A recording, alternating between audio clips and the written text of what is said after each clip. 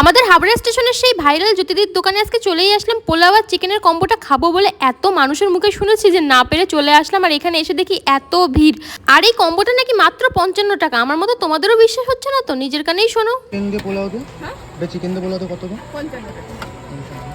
ঠিক আছে, আমাদের একটা দিয়ে দেবো। শুনতেই তো পেলে মাত্র 55 টাকায় 2 পিস চিকেন দিয়ে পোলাওয়ের এই কম্বোটা। দিদির ব্যবহারটা খুবই ভালো, আর এই দিদি কিন্তু দিদি নাম্বার 1-এও গেছিলো।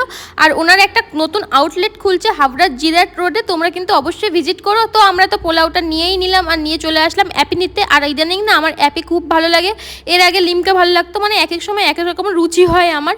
তারপর বাড়ি এসে বসে বললাম পোলাওটা টেস্ট করবো বলে, আর আমার কাছে কিন্তু পোলাওটা অনেকটাই লেগেছিল। আর ছিল 2 পিস চিকেন, আমি বলেছিলাম একটু হাড়ের পিস দেখে দিতে, তো দিদি আমাকে হাড়ের পিস দেখেই দিয়েছিল, মানে যে যেরকম চাচ্ছিল তাকে সেরকমই দিচ্ছিল।